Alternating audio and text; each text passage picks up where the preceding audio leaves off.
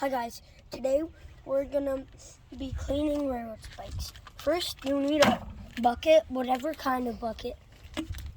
Oh, I opened the vinegar. You need vinegar and dirty railroad spikes. Do I pour the vinegar in? Sure. So, you just pour the vinegar in. All the vinegar? You got to cover the spikes.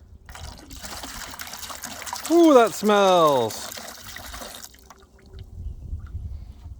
Should we come back and take a look at it? When do you think we should look at it again?